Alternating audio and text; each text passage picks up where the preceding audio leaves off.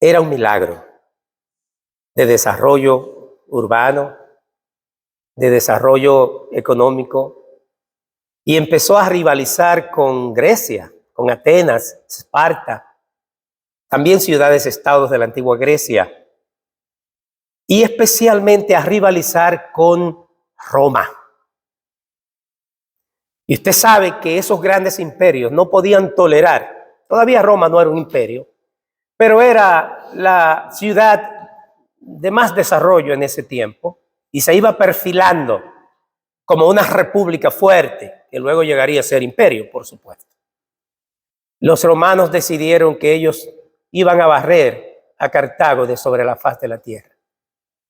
Sitiaron a Cartago un tiempo muy difícil para todos los habitantes de esa ciudad. En ese tiempo ellos habían desarrollado un artefacto militar que se usaba para derribar murallas y para destruir grandes edificaciones, la catapulta. Ponían enormes piedras sobre este artefacto y esas piedras las lanzaban a enorme velocidad y así pudieron destruir las murallas de Cartago y derrotar a la ciudad, conquistar la ciudad de Cartago. El texto que nos ocupa hoy de alguna manera refleja un evento como ese en Proverbios capítulo 16, versículo 32. Proverbios 16, 32 dice la palabra del Señor: mejor es el que tarda en airarse que el fuerte, y el que se enseñorea de su espíritu que el que toma una ciudad. Este pasaje en particular forma parte de 22 textos distintos en el libro de Proverbios que tocan el tema de la ira. Y en este caso específico, la intención es presentar el tema de la ira en relación con otras emociones y otras características de los seres humanos. Sumamente interesante la manera como en este texto, Proverbios 16, 32, se enfoca el tema de la ira. Y hay dos cuadros o escenarios que emergen en este texto. El primero es el cuadro de una persona, de alguien que hace demostraciones de gran fuerza. Y el segundo cuadro es de un comandante que tiene un ejército y lanza su ejército contra una ciudad.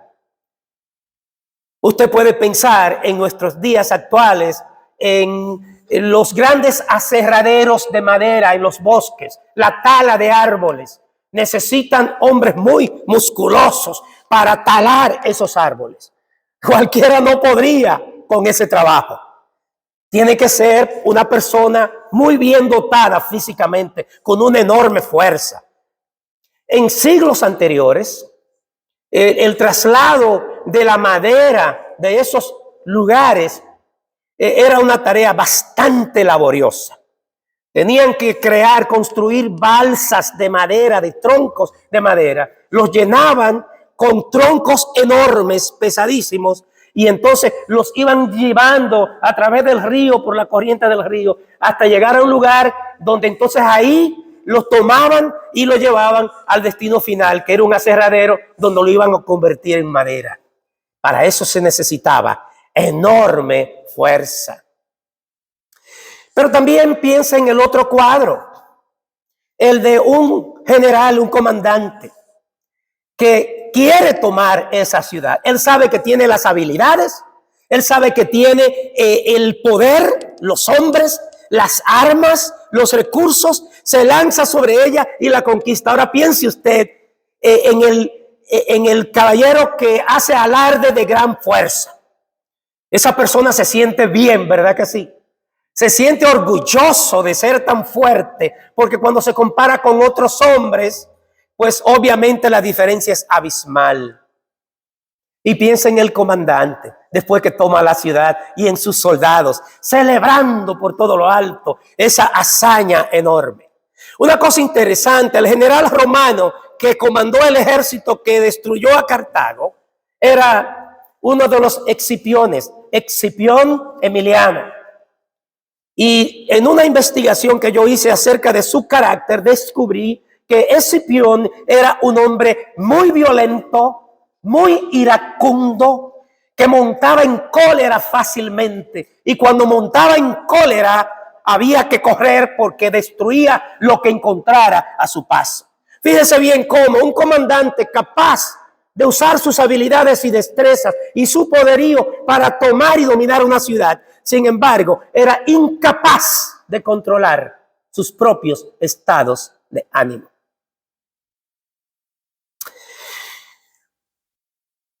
El punto principal entonces de Proverbios 16:32 es que a pesar de que hay mucho mérito en usar la fuerza cuando es para bien, a pesar de que hay que reconocer los méritos del comandante que es capaz de librar una buena batalla y ganar, pero más importante es ser controlado que tener fuerza.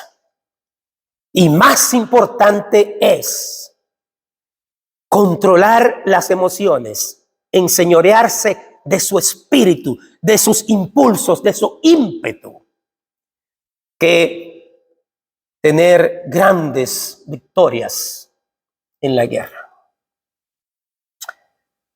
En síntesis, vale más tener dominio propio que fuerza. Vale más ser controlado que ser poderoso.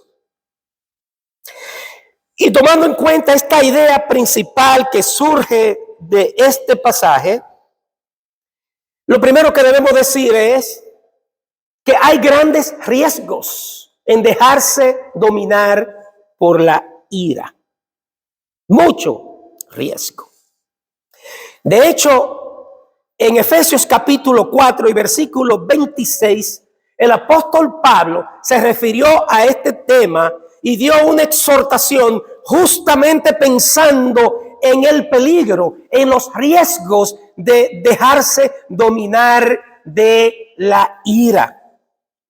En Efesios capítulo 4, versículo 26, él escribió: airaos, pero no pequéis. No se ponga el sol sobre vuestro enojo. Eso es un pasaje muy significativo con respecto a este tema del manejo de la ira. ¿Por qué? Porque la ira fuera de control puede convertirse en pecado o puede conducir al pecado. Escuche bien, la ira es una emoción, como lo es también la alegría, como lo es también los estados de tristeza, ¿verdad? Son emociones y las emociones en sí mismas no son pecado. Porque Dios nos creó a nosotros con la capacidad de emocionarnos, de reaccionar a una diversidad de situaciones en la vida. El mismo Señor Jesucristo, el Hijo de Dios, el perfecto Hijo de Dios, dice la Biblia que fue tentado en todo, pero sin pecado. Pero el Señor Jesucristo en algunos momentos dejó claramente evidenciado que Él también podía sentir ira. Si no, piense cuando entró al templo y encontró a los que estaban haciendo negocios ahí en la casa de Dios, y dice que le volcó las mesas a los que cambiaban dinero y con un látigo en la mano sacó a todos los que estaban difamando la casa de Dios. Esa fue una expresión de ira, ira santa. Pero fíjese que Jesús no llegó al punto de cometer pecado. No golpeó a nadie, no destruyó a nadie, no le incautó sus propiedades aunque volcó las mesas. Pero claramente dio a entender que las cosas de Dios son sagradas y se respetan. La ira entonces es una emoción, pero cuando se sale de control, puede cambiar radicalmente el panorama y puede conducir al pecado. De hecho, la diferencia entre un ganador y un perdedor es la capacidad que tenga o no de controlar sus impulsos y sus emociones. Haga un estudio de los empresarios más exitosos y de los políticos más exitosos, y usted va a ver que son aquellos que dan una gran demostración de capacidad para dominar sus impulsos, para controlarse aún en medio de las situaciones más tensas y difíciles. Sobre la exhortación de Pablo, la exhortación es clara. Es posible que haya situaciones que te conduzcan a sentir ira, pero no puedes dejarte dominar por eso, porque puedes llegar a pecar. Y él dice, no hay problema si en un momento dado sientes ira, pero no peques. Y luego dice, no se ponga el sol sobre vuestro enojo. ¿Qué es lo que él está diciendo? Que la mejor manera de manejar los problemas cuando surgen los desacuerdos, por ejemplo, entre marido y mujer, entre hermanos, entre compañeros de trabajo, entre jefes y empleados, la mejor manera es tratar los problemas de inmediato y no darle largas, ¿sí o no? No se ponga el sol sobre vuestro enojo. Quiere decir que hay que tratar las cosas en caliente cuando ocurren, porque si uno deja que las cosas se vayan amontonando y pasan días y días y días, eso se puede convertir en una raíz de amargura profunda que puede romper las relaciones más sólidas y más saludables.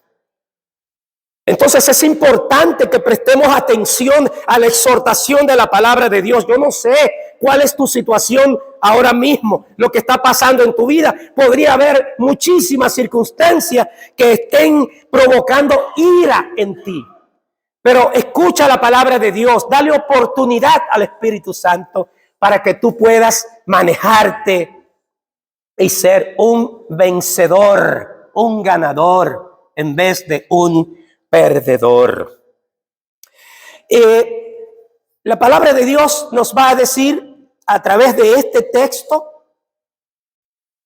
que a pesar de que hay grandes riesgos cuando uno se deja dominar por la ira, pero existe la otra contraparte, que es el dominio propio. Y el dominio propio es conveniente. El dominio propio nos conviene. Fíjese bien, en el capítulo 16 de Proverbios, versículo 32, dice: mejor es el que tarda en airarse que el fuerte, y el que se enseñorea de su espíritu que el que toma una ciudad. Esta idea de tardar en airarse aparece en otros dos textos de Proverbios. En Proverbios capítulo 14, versículo 29. Y lo vamos a leer. Proverbios 14, 29 dice: el que tarda en airarse es grande de entendimiento, mas el que es impaciente de espíritu enaltece la necedad. Fíjese bien, lo que más me interesa aquí es el producto positivo, el resultado positivo de resistirse a dejarse dominar por la ira. Él dice que esta persona es grande en entendimiento. Y si usted pregunta ahí por qué el tardar en airarse, el no dejarse dominar por el impulso de cólera, ¿por qué eso hace que la persona sea grande en entendimiento? Por una razón muy simple. Porque la persona que desarrolla la capacidad de controlarse a sí misma en medio de las dificultades de la vida es una persona que anda cerca de Dios. Porque es nuestra comunión con Dios los que nos capacita para poder mantenernos firmes en medio de la adversidad, en medio de la inconformidad, en medio de las decepciones. En otras palabras, ser grande en entendimiento comienza por ser grande en entender a Dios, en conocer a Dios. Una vez un filósofo francés en Inglaterra dijo: mientras más conozco al hombre, más amo a mi perro. Yo digo que es mejor decir: mientras más conozco a Dios, más me convierto en un vencedor, en un ganador. Mientras más me acerco y conozco a Dios, más empiezo a entender a los otros seres humanos y a entenderme a mí mismo. Es en el espejo de Dios y de la palabra de Dios donde nosotros podemos mirarnos, ver nuestros grandes defectos y problemas y fracasos y decir con fe en el nombre de Jesús: ¿sabe qué? Yo estoy metido con Dios, como dice el pastor Gonzalo Cruz. Yo me he acercado cada vez más a Dios. He llegado a tener mayor entendimiento que lo que los libros me dieron o me dan, que lo que yo consigo por los consejeros en la televisión. Mayor entendimiento que lo que mis amigos me pueden ofrecer. Porque yo estoy con el Dios que todo lo sabe, con el Dios de toda sabiduría, y como dice Pablo, con el Dios de toda gracia y toda consolación. Dios sabe lo que nos está estorbando. Dios sabe lo que nos está molestando, lo que está afectando nuestra vida, lo que nos está robando la paz. Y Dios es un Dios de misericordia. Él se compadece de nosotros, Él nos entiende. Puede ser que el vecino no te entienda, puede ser que tu esposo no te entienda, puede ser que tu esposa no te entienda, puede ser que tu hijo no te entienda, puede ser que tu compañero de trabajo no te entienda, pero Dios te entiende. Amén, gloria a Dios. Y por eso es importantísimo mantener esa íntima comunión, porque eso es lo que nos va a capacitar verdaderamente para ser ganadores, para ser vencedores. Proverbios 15:18 es otro texto relacionado con este tema y lo vamos a leer. Dice: el hombre iracundo promueve contiendas, mas el que tarda en airarse apacigua la rencilla. Contienda y rencilla son sinónimos, con una diferencia. La contienda es un pleito que ocurre en una ocasión, en un momento dado, entre dos personas. La rencilla es la prolongación de ese pleito, que se convierte en algo que puede involucrar no solamente a esas dos primeras personas, sino también al resto de una comunidad. Por ejemplo, en una iglesia local, como esta o como cualquiera otra, comienza un desacuerdo, un pequeño pleito entre dos personas de la iglesia. Pero usted sabe que en las iglesias siempre hay otras personas relacionadas con cada quien, ¿sí o no? Aquel tiene un primo, un tío, el papá, la mamá que parte también de la iglesia. De manera que no crea usted que el pleito que usted tiene con un hermano suyo de la congregación es un pleito solamente con él, es un pleito también con su familia. Y cuando usted viene a ver, es un pleito que se convierte en rencilla. En prácticamente, en una manera de actuar y de ser siempre en litigio, siempre en contradicciones, siempre en desacuerdos, siempre en pleito. Y eso es horrible. Eso destruye cualquier iglesia, destruye cualquier familia, destruye cualquier vida. Aquí dice que el hombre, o sea, el ser humano, la persona que se deja dominar por la ira, es un promotor de contiendas. La misma idea se repite en la siguiente parte del versículo, cuando dice: exactamente eso, que promueve contienda. La idea opuesta se repite en la otra parte del versículo, cuando dice: el que tarda en airarse. ¿Qué es lo que hace? Apacigua la rencilla. El que es capaz de controlar sus impulsos y tener dominio propio es un pacificador. Y la iglesia necesita muchos de eso. Ojalá que haya muchos pacificadores en la iglesia. Gente que en vez de echarle leña al fuego, gente que en vez de soplar el fogón para que dé más candela, tratan de venir a apaciguar, a calmar, y lo hacen con el ejemplo. Lo hacen con el ejemplo. Y la iglesia necesita mucho de eso y Dios lo sabe. Santiago capítulo 1, versículo 19 al 20. Es un texto que de alguna manera es como si mirara hacia atrás a estos pasajes en Proverbios.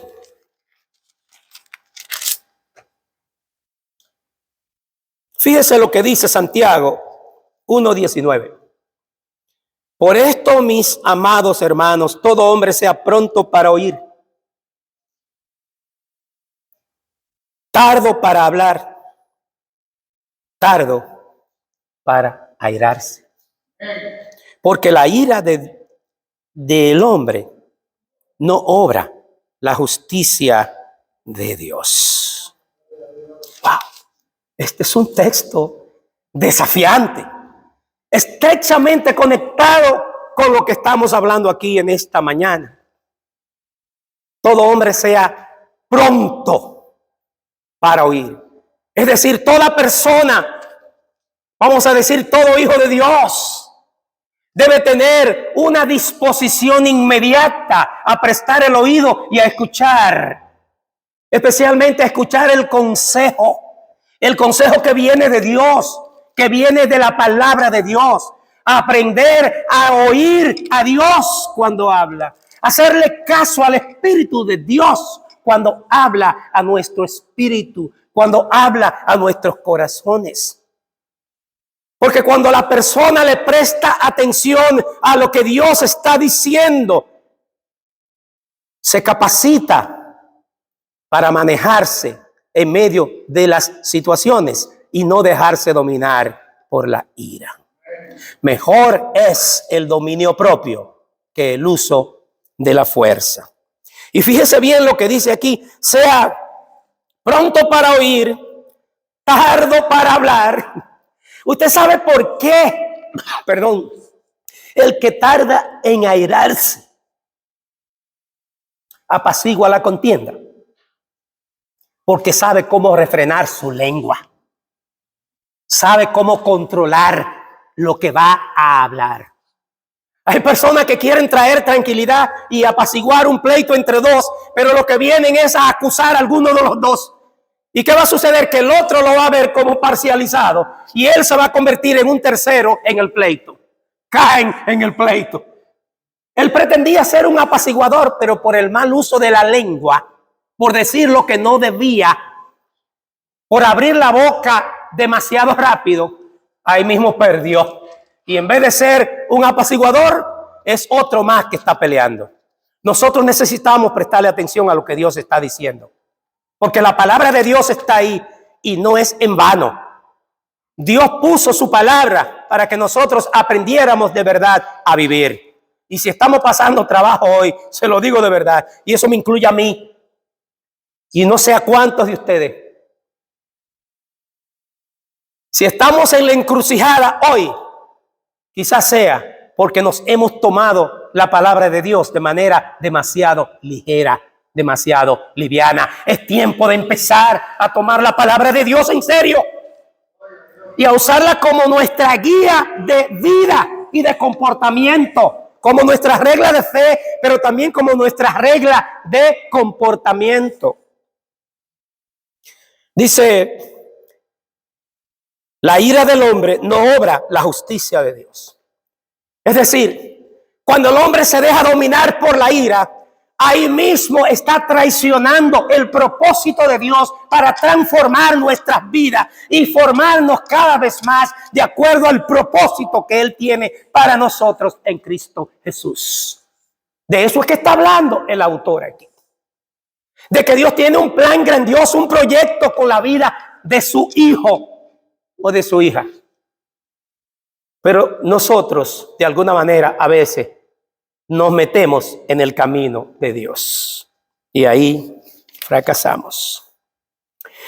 Termino hablando de esta idea de la conveniencia del dominio propio con 3 referencias al tema en el Nuevo Testamento, específicamente en Hebreos capítulo 24, versículo 25, en segunda de Timoteo capítulo 1 y versículo 7, y en segunda de Pedro capítulo 4 y el versículo 6. Veamos primero el pasaje de Hechos capítulo 24, a la altura del versículo 25. Hechos 24, versículo 25. Dice la Biblia que un funcionario del gobierno romano llamado Félix oyó a Pablo disertar acerca de Jesucristo.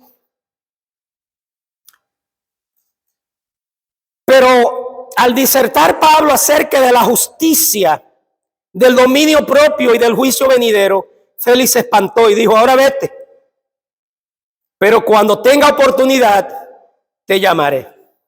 ¿Qué tal? Allí está Pablo hablándole a un potentado romano, uno que tenía poder y autoridad, que tenía fuerza, uno que tenía la capacidad para hacer mucho bien o mucho mal. Y llama la atención que dentro del contenido, de los puntos que Pablo trata en su mensaje, introduce el tema del dominio propio.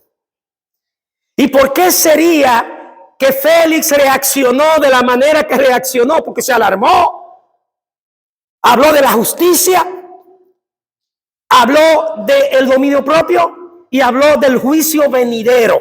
Oiga bien, mire, yo estoy seguro de que la razón principal por la que Félix reaccionó así es porque era un individuo acostumbrado a usarse su autoridad de manera abusiva. Seguramente era una persona que fácilmente se dejaba dominar por la ira. Entraba en cólera y eso de alguna manera lo incapacitaba para juzgar correctamente a la población a la que él tenía que juzgar. Y lo que Pablo está diciendo aquí: oye, Félix, mientras más poder Dios le concede a una persona, más debe buscar dominio propio, más capacidad debe desarrollar para controlar sus emociones, para no dejarse dominar por sus impulsos, por la ira. Porque la ira en una persona de mucho poder puede ser muy destructiva. Los pastores, si nos dejamos dominar por la ira en la iglesia, podemos destruir fácilmente al rebaño. El presidente de finanzas, si se deja dominar por la ira en la iglesia, cuando viene a ver, hace mucho daño. El presidente de ministerio de jóvenes, por igual. Los que dirigen otros ministerios, la gente que tiene posiciones que le da cierto nivel de autoridad, es gente que debe buscar cada vez más la cercanía de Dios, conocer más a Dios, para que eso les permita capacidad, poder para controlar sus emociones, para tener dominio propio. El siguiente pasaje es el pasaje de 2 Timoteo 1:7. Y es el apóstol Pablo que habla ahí a uno de sus alumnos predilectos. En 2 de Timoteo capítulo 1, versículo 7. No, a ver. Sí, así es. Dice: porque no nos ha dado Dios espíritu de cobardía, sino de poder, de amor y de dominio propio. Fíjense bien esta conexión: poder, amor, dominio propio. El apóstol Pablo primero quiere quitar de en medio una noción, una idea, y era esta: que si nosotros ejercíamos el ministerio, decía Pablo a Timoteo, si tú ejerces el ministerio, no te dejes convencer por los que atacan. No te dejes desalentar por los que están inconformes, porque no les gusta que tú les digas la verdad de la palabra de parte de Dios. Dios no nos ha dado un espíritu de cobardía. Dios no nos llamó a la vida de la iglesia ni a este ministerio para ser cobardes, sino para ser hombres enteros y mujeres enteras que van en el poder del Espíritu a obedecerle a Dios. Y cuando hay que exhortar, van a exhortar. Y cuando hay que reprender, van a reprender. Pero él dice, pero cuidado, esto se hace en poder, entiéndase, poder del Espíritu de Dios, en amor y en dominio propio. Y yo estuve pensando mucho en esta relación entre poder, amor y dominio propio. Y de pronto se me prendió el bombillo. En Gálatas capítulo 5, el apóstol Pablo incluye esas tres cosas en una forma u otra. Por lo menos dos de ellas. Aunque yo sé que detrás de la fe está el poder también. El apóstol Pablo habló de fruto del Espíritu y dijo que el fruto del Espíritu era muchas cosas. Entre ellas fe, amor, mansedumbre, templanza, dominio propio. Fíjense, yo creo que lo que Pablo está diciendo aquí, mira bien, Dios te ha dado dominio propio para que tú ejerzas el poder de la manera correcta. Y Dios te ha dado poder, pero es para que tú lo riegues con amor. Para que tú ejerzas el poder con amor. Y el dominio propio debe ser el regulador de todo eso. Porque mejor es el dominio propio que el uso de la fuerza. Y finalmente, segunda de Pedro, capítulo 4 y versículo 6.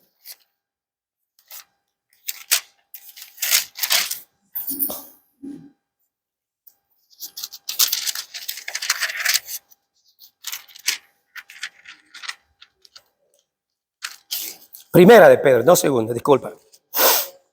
Primera de Pedro, capítulo 4.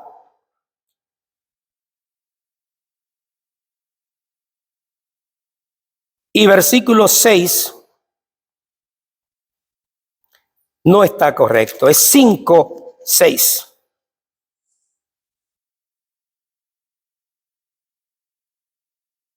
Vamos a comenzar un poquitito antes. Igualmente, jóvenes, verso 5, estad sujetos a los ancianos, o sea, a los líderes, y todos sumisos unos a otros, revestidos de humildad, porque Dios resiste a los soberbios y da gracia a los humildes. Humillaos, pues, bajo la poderosa mano de Dios, para que Él os exalte cuando fuere tiempo, en el tiempo de Dios.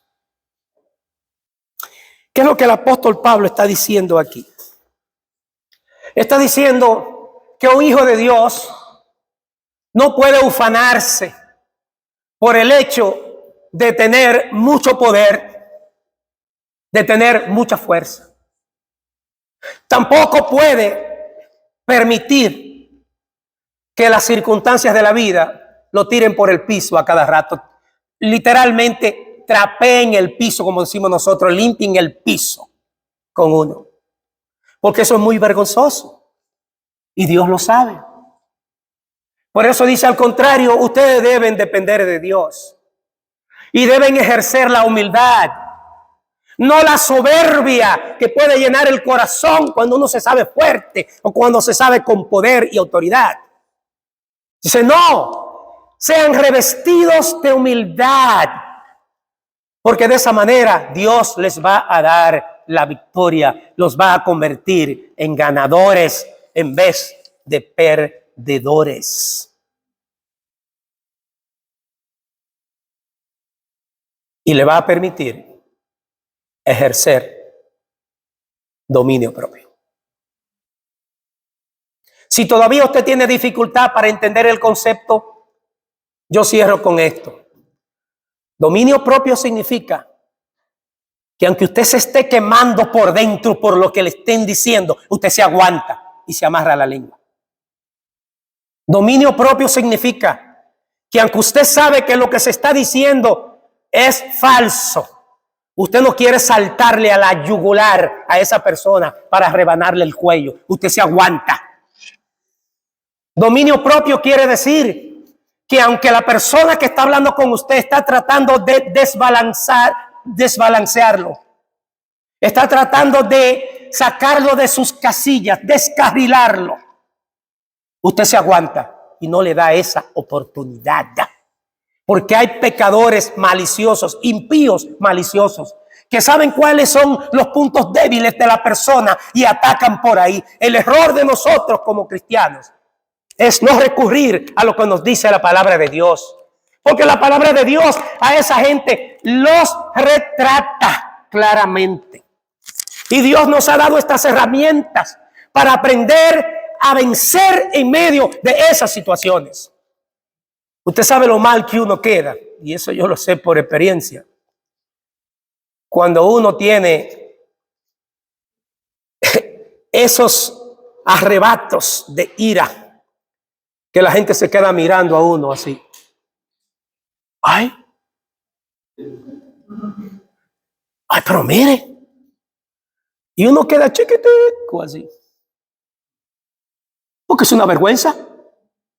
Cuando el que está frente a ti te puede tirar al piso y barrer el piso contigo porque tú no sabes cómo dominarte, cómo controlarte, eso es una gran vergüenza. Y cualquiera no quiere aparecer por ahí. Esa es la realidad. Así que hagámosle caso a lo que el Espíritu Santo está diciendo a través de la palabra. Es mejor tener dominio propio que tener mucha fuerza. Mejor es el que tarda en airarse que el fuerte. Y mejor es el que se enseñorea de su espíritu, o sea, el que tiene dominio propio, que el que toma una ciudad. Que Dios nos bendiga y que Dios nos ayude a aplicar esta palabra con humildad a nuestras propias vidas.